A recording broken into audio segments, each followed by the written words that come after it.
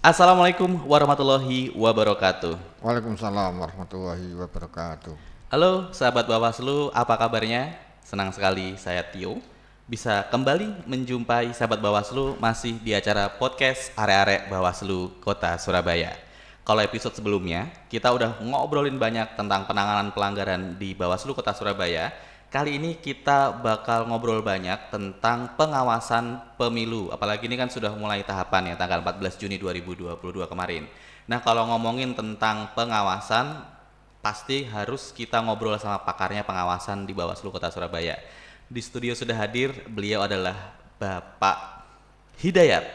Selamat datang Pak di podcast Are-Are Bawaslu Kota Surabaya. Selamat datang, siap. Apa kabarnya Pak? Alhamdulillah. Oke, pertama-tama saya mau mengucapkan terima kasih Pak karena sudah bersedia hadir di podcast kami.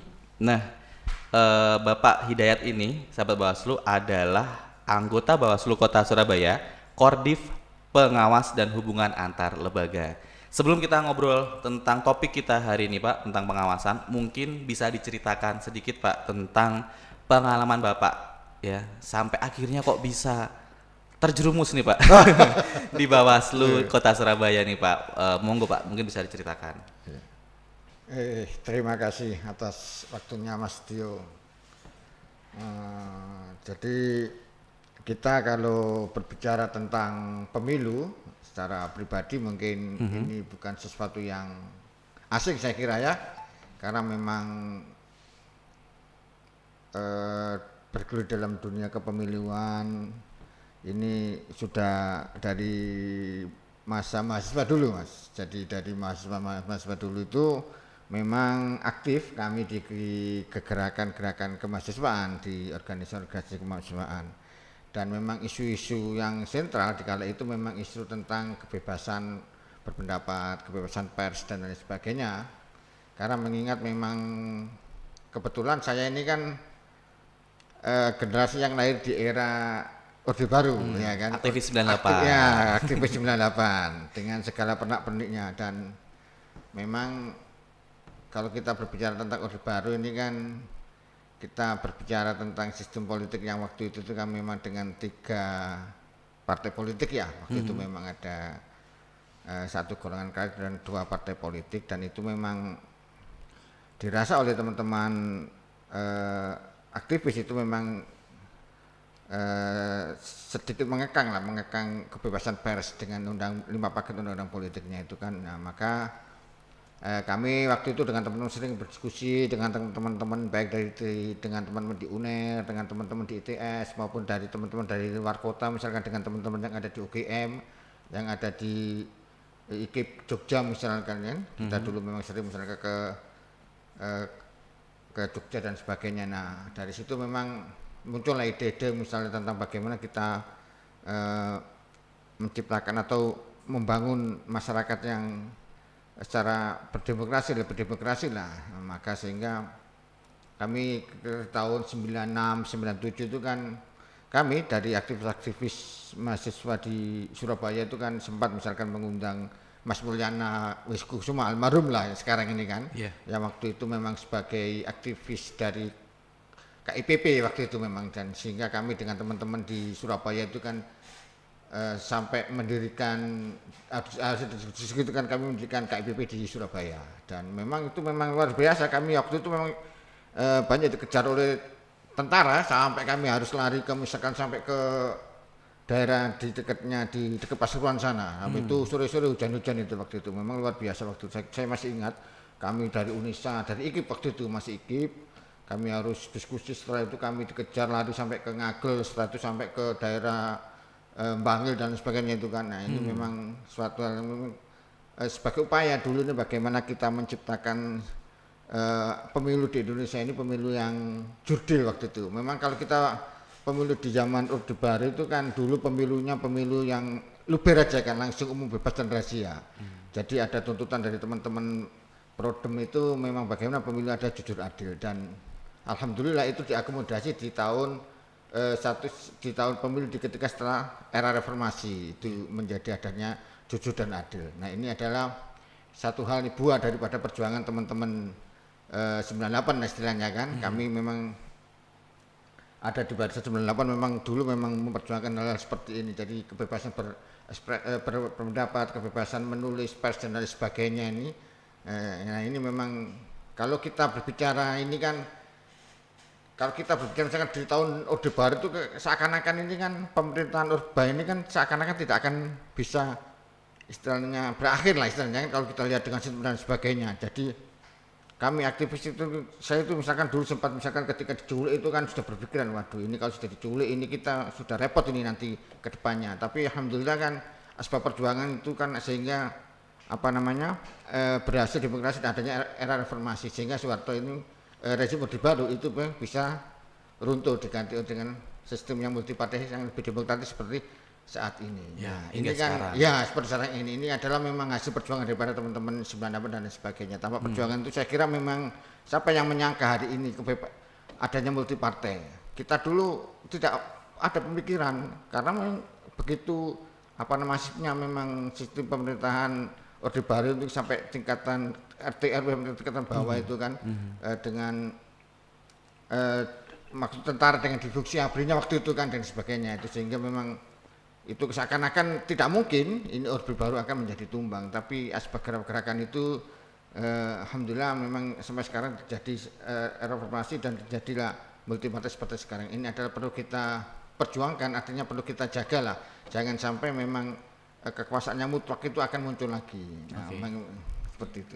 Berarti Pak Hidayat ini berangkat dari aktivis 98 bahkan ikut memperjuangkan kebebasan ya Pak, reformasi seperti era sekarang, dan sekarang berjuang untuk membangun Bawaslu di Kota Surabaya. Wah, luar biasa. Ini generasi-generasi muda tentu harus tahu ya Pak ya. Iya, gitu. benar. Nah, gimana Pak? Ini kan jangan sekali-kali melupakan sejarah kan. Jas merah. Jangan sekali-kali melupakan sejarah. Nah, kalau kita tadi udah ngomongin tentang sejarah nih Pak, sekarang kita ngomongin tentang masa kini Pak, tentang tupoksinya nih Pak, divisi pengawasan dan hubungan antar lembaga. Sebenarnya tupoksinya seperti apa sih Pak? Jadi kalau kita berbicara tupoksi di pengawasan itu kan seperti yang dikatakan di dalam secara undang-undang itu kan memang kita melakukan pengawasan secara keseluruhan. Jadi yang terutama yang lebih spesifik lagi pada pengawasan ini kan kita misalkan melakukan pencegahan terhadap dugaan pelanggaran baik pemilu maupun pemilihan, juga melakukan pengawasan terhadap semua tahapan, melakukan sosialisasi kepada masyarakat tentang pentingnya pemilu yang jujur lah, artinya bagaimana kita membangun paradigma di masyarakat ini, bagaimana ada kesadaran masyarakat terhadap undang-undang pemilu sehingga ketika terjadi dugaan pelanggaran di masyarakat ketika pemilu maupun pemilihan ada kesadaran bagi masyarakat untuk dapat melaporkan kepada Bawaslu. Nah, ini kan bentuk daripada sosialisasi partisipatif yang kami lakukan. Karena apa? Karena memang untuk membangun ini kan kita tidak bisa ini dalam sekejap lah, ya kan? Inti memang perlu step by step. Nah, harapan kita memang bagaimana masyarakat ini mempunyai kesadaran penuh setiap terhadap kesadaran terhadap undang-undang tentang kepemiluan. Nah, seperti itu. Jadi juga melakukan evaluasi, melakukan riset, penelitian dan sebagainya adalah tugas daripada pengawasan. Oke. Kalau ini kan kita ngomongin tentang tahapan pemilu ya Pak yang udah dimulai startnya tanggal 14 kemarin itu. Nah, sebelum tahapan Pak, ini kan kita sekarang sebelum tahapannya dulu nih, ngomongin sebelum tahapan. Apa Pak yang diawasi itu? Saya pernah dengar juga katanya salah satunya itu adalah pengawasan ini ya Pak ya, daftar pemilih berkelanjutan. Nah mungkin Bapak bisa menjelaskan sedikit Pak ke teman-teman semuanya. Apa sebenarnya daftar pemilih berkelanjutan? Terus dasar hukumnya apa mungkin Pak, pengawasannya itu? Nah mungkin monggo Pak. Jadi memang kalau kita lihat ini kan kita memang sebelum adanya tahapan itu kan kami memang melakukan pengawasan terhadap pemutakhiran data pemilih berkelanjutan, dan ini merupakan amanah daripada Undang-Undang Nomor 7 Tahun 2016 tentang pemilu. Katakan kalau di pasal 14 itu kan memang KPU untuk melakukan pemutakhiran data berkelanjutan dengan berdasarkan data kependudukan. Nah itu, Bawaslu juga melakukan pengawasan terhadap pemutakhiran dan pemilih berkelanjutan. Nah, pengawasan seperti apa? Jadi kita memastikan bagaimana setiap warga negara, setiap WNI yang berusia 17 tahun atau sudah pernah menikah itu terdaftar di dalam DPT nanti. Artinya ketika sekarang ini kan didaftar dalam DPD. Memang pemutaran dan pemilih berkelanjutan ini kan setiap bulan dilaporkan dan setiap 3 bulan kita melakukan koordinasi penuh dengan teman-teman di KPU. Nah, jadi seperti itu. Jadi kita harapan kami bagaimana nanti itu semua masyarakat yang berusia 17 tahun atau sudah menikah sudah terdaftar dalam DPT. Artinya memang ini adalah hak konstitusional daripada setiap warga negara yang punya hak pilih untuk terdaftar dalam DPT. Karena memang satu syarat diantara untuk dapat memilih itu adalah terdaftar di dalam DPT dan punya KTP kan seperti itu. Berarti untuk teman-teman semuanya nih, tugas Bawaslu itu sebelum tahapan pun itu menjamin namanya kita itu ada dalam DPT gitu ya, besok waktu pencoblosan. Dan cuma tidak itu, tapi juga kami melakukan sosialisasi kepada masyarakat secara luas, misalkan ke teman-teman SMA, misalkan kami bekerjasama misalkan dengan SMA, misalkan kemarin kita mendatangi SMA Negeri 16, terus kami mendatangi misalkan SMA Maryam dan lain sebagainya, dengan perguruan tinggi misalkan dengan teman-teman di UNESA, mahasiswa di UNESA, mahasiswa di IAIN, atau juga kita menerima misalkan adik-adik mahasiswa yang melakukan magang di Bawaslu. Ini adalah sebagai bentuk sosialisasi, upaya sosialisasi daripada Bawaslu bagaimana membangun kesadaran masyarakat ini terhadap pentingnya undang-undang pemilu. Nah, harapan kami ini ada getok tular, ya kan, ada getok tular dari adik-adik mahasiswa, dari pelajar untuk minimal mereka itu membuat misalkan story di dalam WA ataupun membuat di akun Instagramnya atau TikToknya dan sebagainya apalah gitu. Itu anak-anak muda kami ini yang orang tua ini kan berubah paham kan seperti itu. Nah itu sehingga dari situ secara masif itu memang ada kesadaran tentang pentingnya pemilu yang jurdil seperti itu. Oke. Kalau tadi kan ngomongin sebelum tahapan nih Pak, udah banyak banget tugasnya, apalagi pas tahapan nih Pak. Iya. Tahapan mulai tanggal 14 kemarin nih Pak, nggak bisa mundur nih Pak. Nggak bisa ya Pak ya. Udah tetap tanggal 14 dari ketok palu kita udah mulai proses tahapan Pak. Nah, di dalam proses tahapan nih Pak, mungkin Bapak bisa sedikit menceritakan Pak kesiapannya divisi pengawasan dan hubungan antar lembaga dalam ketika menghadapi tahapan pemilu ini Pak. Iya. Jadi terhitung mulai tanggal 14 Juni ya, itu kan sudah dimulainya tahapan. Dan tahapan yang paling awal ini adalah tahapan tentang pendaftaran partai politik. Partai politik, jadi nanti partai politik ini diperlukan tentang verifikasi, baik verifikasi administratif maupun verifikasi secara faktual. Nah, verifikasi faktual ini kan tentunya bagi partai politik yang tidak lolos threshold atau partai politik yang baru mendaftar. Nah, ini dilakukan verifikasi faktual hingga sampai ke tingkatan kelurahan. Nah, Bawaslu jauh hari sudah melakukan misalkan sosialisasi, jadi sudah ada program misalkan dengan kampung monopolitik, pojok pengawasan di kampung itu sudah kami siapkan. Jadi dari teman-teman alumni SKPP itu di tiap-tiap daerah asal sudah kita ajak berbicara. Kemarin waktu di acara di Tenggilis itu sudah kita petakan teman-teman SKPP ini dari kelurahan mana, nanti kita ajak untuk dapat melakukan pengawasan verifikasi faktual. Untuk misalkan kan titik rawannya itu di verifikasi faktual itu kan misalkan ada nama seseorang tiba-tiba dicatat oleh Pak, tanpa sepengetahuan itu kan juga nanti hal ini kan juga kita bagaimana adik-adik ini juga membangun kesadaran pada masyarakat ini hal-hal seperti itu. Jadi sudah ini upaya yang kami lakukan untuk sebagai persiapan atau dalam menghadapi dimulainya tahapan ini. Oke. Kalau tadi Bapak udah sedikit menyinggung tentang SKPP ya. SKPP itu kan sekolah kader pengawas partisipatif. Nah, itu kan udah dilakukan ya Pak kegiatannya. Iya, sudah. Berarti betul. sekarang mereka udah alumni. Sebutannya alumni SKPP. Gitu. Nah, mungkin ada nggak sih Pak upaya sebagai bagian dari pengawasan partisipatif masyarakat gitu Pak, upaya dari divisi pengawasan untuk merangkul alumni SKPP dalam tahapan pemilu ini, gitu. Iya, jadi alumni SKPP ini kan sebagai aset daripada Bawaslu. Sebagai aset dan juga bisa kita katakan juga sebagai kepanjangan tangan daripada Bawaslu di tingkatan masyarakat secara luas.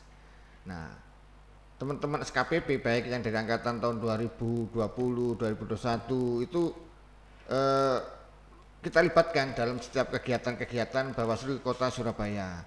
Misalkan kita undang mereka ketika ada misalkan tentang diskusi tentang pengawasan, tentang diskusi tentang hukum, atau tentang penanganan pelanggaran di Bawaslu kita libatkan. Nah, jadi mereka selalu kita komunikasi, ya komunikasi baik secara verbal maupun secara program. Nah, kita selalu berkomunikasi dengan adik-adik alumni SKPP ini. Jadi yang sudah kita bangun ini potensi maksudnya aset lah. Yeah. Aset ini Bawaslu harus betul-betul kita rawat, kita arahkan sehingga dari mereka, dari adik-adik ini akan tumbuh bisa menurunkan kesadaran politik kepada minimal tetangganya untuk bagaimana menjadi pemilih yang cerdas, bagaimana menjadi warga negara yang melek politik sehingga sama-sama bagaimana membangun demokrasi di negara ini khususnya di Surabaya. Berarti tetap saling sinergi lah ya Pak ya, antara Bawaslu dengan alumni SKPP. Kemarin juga Pak, minggu kemarin kalau nggak salah tanggal 12 Juni itu sudah di Bawaslu RI itu sudah melaunching meja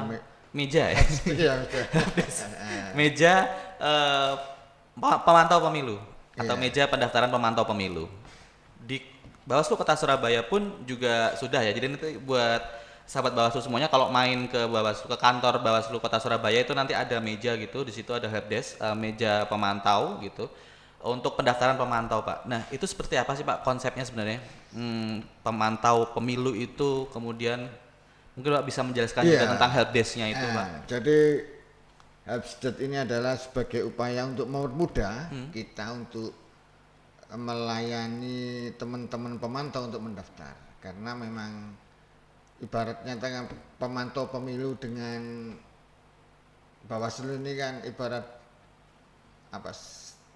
rel yang kereta api, dua rel dari kereta api lah. Kita sama-sama berjalan harus sama-sama untuk menuju demokratisasi di negara ini. Jadi kami kemarin sudah diluncurkan dulu RI dan kami yang ada di tingkatan kabupaten kota ini menyiapkan helpdesk. Jadi siap menerima teman-teman yang untuk mendaftar sebagai pemantau, baik nanti sebagai pemantau tingkatan kota maupun pemantau tingkatan provinsi atau tingkatan RI lah, tingkat nasional mungkin kita bisa terima nanti akreditasi itu tentunya dari Bawaslu RI. Iya, kita membantu untuk menerima, mendampingi ataupun melayani lah istilahnya. Kami siap melayani seperti itu. Dengan membawa ketentuan dan syarat ya Pak syaratnya, misalkan memang pemantau itu kan harus misalkan mempunyai badan hukum, terus keuangannya itu independen, terus keuangannya sehat lah, ya tidak berpihak, kan. Nah, seperti mendapat akreditasi dari Bawaslu RI. Oke, mantep Pak. Jadi harapan kami ini bagaimana adik-adik teman-teman yang dari organisasi kemahasiswaan, organisasi kepemudaan maupun organisasi masyarakatan, kami mengajak lah untuk dapat segera mendaftarkan lembaganya untuk menjadi pemantau di dalam pemilihan di tahun 2024. Nah, nanti bisa kita diskusi, sharing dan lain sebagainya. Baik Pak, sebelum kita tutup, mungkin Bapak ada closing statement Pak untuk sahabat Bawaslu Kota Surabaya. Monggo silakan. Oke, terima kasih. Saya Hidayat, Koordinator Divisi Pengawasan dan Hubungan Antar Lembaga Bawaslu Kota Surabaya. Titip pesan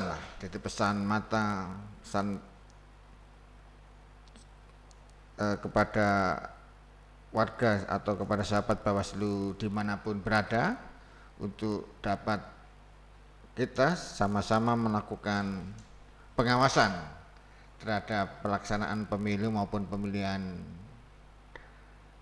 kepala daerah kelak. Artinya nanti dalam waktu dekat ini kan kita akan melaksanakan pemilihan umum di tahun 2024 dan ini adalah event nasional yang sangat-sangat menentukan masa depan bangsa ini. Jadi sekarang ini memang eranya era milenial, maka ujaran kebencian, hoax, black campaign dan sebagainya ini sangat cepat merebak, ya kan? Ini berbeda dengan pemilu-pemilu di tahun-tahun 90 80-an ya kan. Ini ketika orang lewat media sosial ini luar biasa. Maka bagaimana kita ini melakukan edukasi kepada masyarakat untuk dapat menjadi pemilu yang sehat, pemilu yang luber dan jurdil. Dan kami di Bawaslu sangat terbuka sekali apabila ada sahabat Bawaslu ingin diskusi dengan kita tentang pemilu maupun apabila ada dugaan pelanggaran pemilu untuk dapat melaporkan kepada Bawaslu Kota Surabaya. Karena adik-adik sahabat Bawaslu ini adalah juga sebagai bagian keluarga besar daripada Bawaslu di Kota Surabaya. Karena pemilu ini adalah milik kita bersama, bagaimana pemilu ini akan berjalan, pemilu sesuai dengan ketentuan perundang-undangan yang sudah kita tetapkan. Jadi bagian pemilu berjalan dengan jujur adil, karena dari pemilu yang jujur adilnya maka meningkatkan indeks kualitas demokrasi kita. Jadi pemilu tanpa adanya pengawasan maka akan melahirkan Mussolini baru, Mas. Oke. Mantap. Oke. Terima kasih Pak Edet sekali lagi atas obrolan hangat di kesempatan kali ini. Iya. Semoga kita bisa ketemu lagi di lain kesempatan, Pak. Siap. Nah, untuk teman-teman sahabat Bawaslu semuanya, demikian obrolan kita di podcast Are-Are Bawaslu Kota Surabaya kali ini.